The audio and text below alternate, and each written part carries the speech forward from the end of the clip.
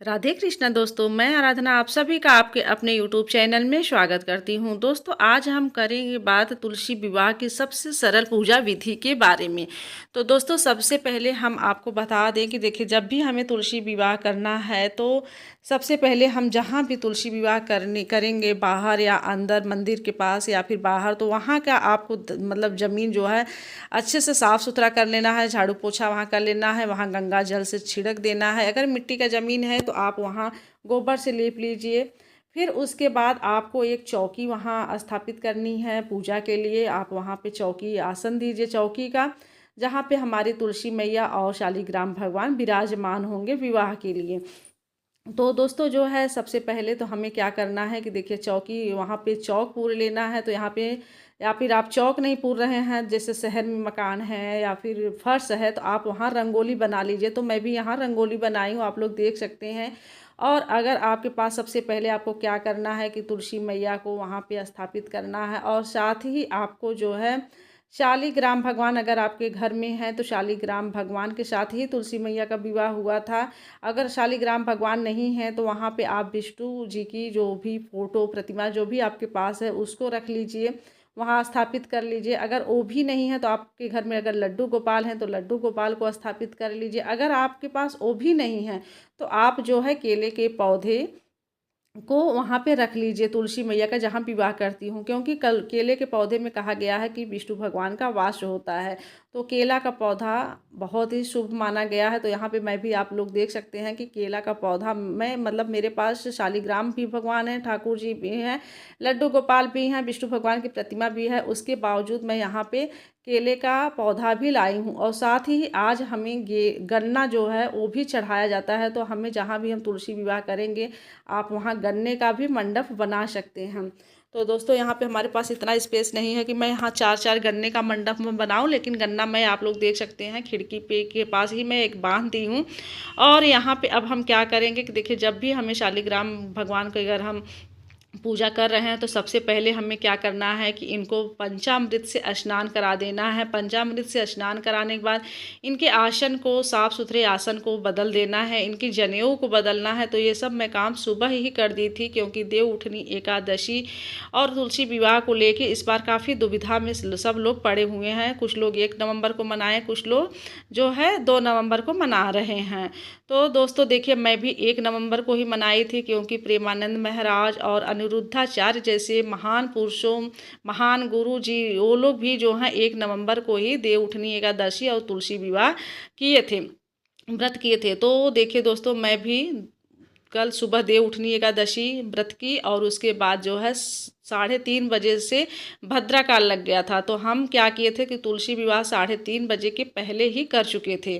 तो क्या है कि यहाँ पे देखिए, आज के दिन जो है अक्षत हम नहीं चढ़ाएंगे। आज हमें तुलसी सफ़ेद तिल हमें चढ़ाना है। तो सफ़ेद तिल हम रख दिए हैं, और उसके बाद हम सबसे पहले क्या करेंगे कि एक पहले हम दिया प्रज्वलित करेंगे, या फिर आप चाहें तो सुबह ही एक अखंड ज्योति जला दीजिएगा तुलसी माँ और शालिग्राम भगवान के नाम से, और पूरे दिन और पूरी रात वो जलना चाहिए। तो मैं भी सुबह ही जला दी थी। वहाँ ऊपर मंदिर पे आप लोग देख सकते हैं, थोड़ा थोड़ा प्रकाश आ रहा है, तो वो सुबह से ही जल रहा है हमारा दिया।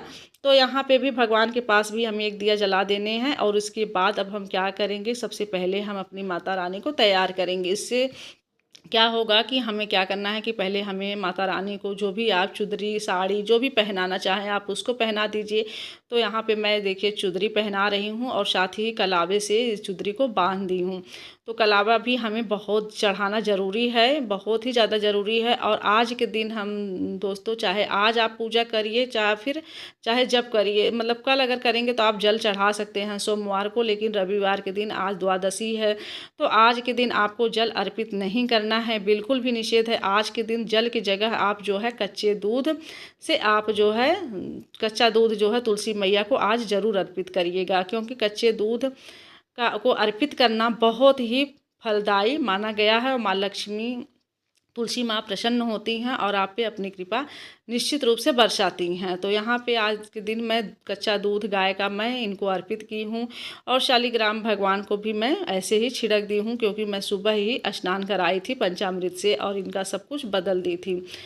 तो दोस्तों देखिए, क्या है कि सबसे पहले तो मैं आपको बता दूं कि अगर आप जो है कल नहीं विवाह किए हैं, तो अगर या तो आप शाम को भी कर सकते हैं। अगर आप आज शाम को भी आपका मन नहीं मान रहा है कि आज तो रविवार है, ऊपर से द्वादशी है, तो द्वादशी को हमारे गुरुजी यानी कि प्रेमानंद महाराज भी मना करते हैं कि द्वादशी को तुलसी मैया को बिल्कुल भी छूना निषेध है। तो आज अगर आप नहीं कर सकते हैं विवाह, अगर आपका मन नहीं मान रहा है विवाह करने का, तो आपके लिए कल का दिन सबसे अच्छा है। सोमवार के दिन आप कर सकते हैं विवाह। और कहा गया है कि एकादशी से लेके पूर्णिमा के बीच में आप इन 5 दिनों में आप कभी भी तुलसी विवाह कर सकते हैं। तो जब भी आपको सही लगे आप कर लीजिएगा। और यहाँ पे देखिए जो है मैं पीले वस्त्र ठाकुर जी को भी पहना दी हूँ। और साथ ही मैं जो है क्या करी हूँ कि जयमाला आप करा दे रही हूँ, तो ठाकुर जी को छुआ के मैं तुलसी मैया को पहना दे रही हूँ, और आपको तुलसी मैया को छुआ के ठाकुर जी को पहना देना है। फिर इसके बाद हमें करना है श्रृंगार तुलसी मैया का। तो देखिए श्रृंगार में अब हम जो भी सुहाग की चीज़ें लाते हैं, चूड़ी, बिंदी, सिंदूर, जो भी महावर जो भी रहता है, सब कुछ हम अपने तुलसी मैया को अर्पित करते हैं, वो सब पहनाते हैं। चूड़ी भी पहना दीजिएगा आप, बिंदी भी एक लगा दीजिएगा, मेहंदी भी लगा दीजिएगा उनको, और जो है जो महावर है वो भी आप लगा दीजिएगा। और इसके साथ ही मैं जैसे डबल करके लाती हूँ, तो एक डबल ही चढ़ा देती हूँ आज ही के दिन, और साथ ही आपको दक्षिणा भी ज़रूर चढ़ाना है। तो मैं एक अपने यूज करती हूँ, और एक जो है जो सुहाग का चीज़ है वो, और दक्षिणा करके जब मैं पूर्णिमा के दिन जब हम विदाई करते हैं तुलसी मैया का, तो क्या करना है कि तुलसी मैया को मतलब विदाई करने के बाद ये दक्षिणा और ये जो है श्रृंगार का सामान, तो इसको हमें पंडित को या फिर किसी कन्या को दान कर देना है। तो देखिए दोस्तों, आप सभी के मन में ये दुविधा रहती है कि मतलब कि क्या करेंगे हम तुलसी मैया को, पूरी विदाई के बाद हम तुलसी मैया को कहीं किसी को दे देना है कि अपने पास ही रखना है। तो देखिए अगर आपके घर के ही शालिग्राम भगवान हैं, अगर आप उन्हीं के साथ अपने ठाकुर जी के साथ ही इनकी विवाह किए हैं, तो आपकी तुलसी मैया भी आप ही के घर में रहेंगी। अगर जो है किसी के यहाँ से ठाकुर जी आए हैं, शालिग्राम भगवान ले आए हैं आप, और उनके साथ आप अपनी तुलसी मैया का विवाह करें हैं, तो जब आप शालिग्राम भगवान को जिसके यहाँ से लाए हैं अगर उनको देंगे, तो आपको उन्हीं के साथ उनकी तुलसी मैया को भी अपने दे देना है। तो ऐसा है, अगर आपके ही हैं तो आपके तुलसी मैया आपकी कहीं नहीं जाएंगी, आपके पास ही आप अपने रखिएगा। और देखिए दोस्तों, यहाँ पे दूध भी मैं फिर से चढ़ा दी हूँ और छिड़क दी हूँ। अगर आपके पास इत्र है तो इत्र ज़रूर इनको लगाइएगा, तुलसी माँ को और ठाकुर जी को। इसके बाद अब हम क्या करेंगे दोस्तों, देखिए जब हम मतलब कि ये सब करने के बाद अब हम क्या करेंगे कि पहले तो अब हम आरती करेंगे तुलसी मैया का। मतलब आरती वैसा नहीं करेंगे, पहले हम एक धूप दीप दिखाएंगे, और यहाँ इसके साथ ही अब हम क्या करेंगे कि 5 दिए पहले हम प्रज्वलित करेंगे जहाँ पे हम पूजा करते हैं। तो 5 दिए तो हमें ज़रूर प्रज्वलित करना है, घी के दिए जलाने हैं। और पहले से ही मैं एक दिया आप लोग देख सकते हैं जला दी हूँ, अखंड ज्योति सुबह से ही हमारा जल रहा है। और साथ ही यहाँ पे मैं एक पान और लौंग और इलायची ये सब मैं तुलसी माँ को खिला दी हूँ। गणेश जी, हाँ सॉरी मैं भूल गई, गौरी गणेश की स्थापना तो पहले ही करना है कि गौरी गणेश के बिना तो कोई भी शुभ कार्य होता ही नहीं है। तो पहले हम गौरी गणेश की भी स्थापना कर दिए थे। आप भी गौरी गणेश की स्थापना करने के बाद ही मतलब कि तुलसी विवाह करिएगा। तो कहा गया है ना कि बिना गौरी गणेश का कोई भी शुभ कार्य नहीं होता है। उनको एक मौली लपेट के गौरी गणेश को लपेट दीजिएगा, या फिर उनको सिंदूर पहना दीजिएगा, तो रोरी रक्षा। और हाँ, साथ ही तुलसी माँ को हल्दी ज़रूर अर्पित करिएगा। आप तुलसी विवाह जब भी करिएगा तो हल्दी ज़रूर अर्पित करिएगा, कच्चा दूध अर्पित करिएगा, और ये सब ज़रूर करिएगा आप, क्योंकि इस सब से माता रानी खुश होती हैं। तो दोस्तों, अब हम क्या करेंगे कि धूप दीप दिखाने के बाद जो भी हमारे पास भोग है हमें भोग लगा देने हैं। तो आज के दिन हम अन्न का भोग बिल्कुल भी नहीं लगाएंगे।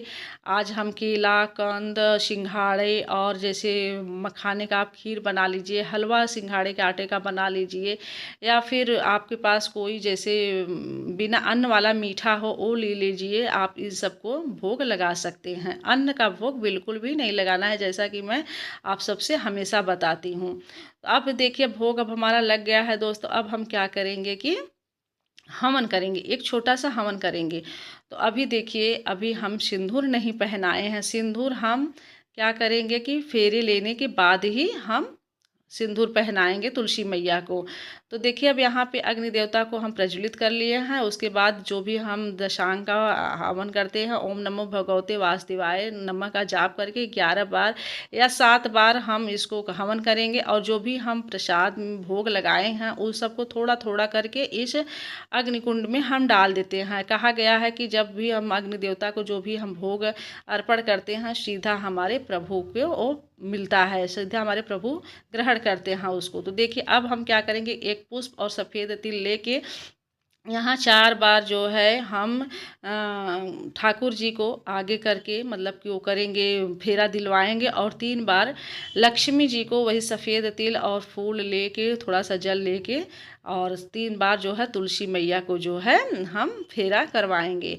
तो आप देख लीजिएगा, जैसे आपको अगर घूमने का स्थान है तो आप खुद खड़े होके घूम लीजिएगा। इन लोगों को लेके 4 बार ठाकुर जी को घूम लीजिएगा लेके, और 3 बार तुलसी मैया को ले लेके घूम लीजिएगा। आपके पास जैसा स्पेस हो ये आप पे डिपेंड करता है। अगर नहीं है तो जिस तरीके से मैं की हूँ उस तरीके से भी आप कर सकते हैं।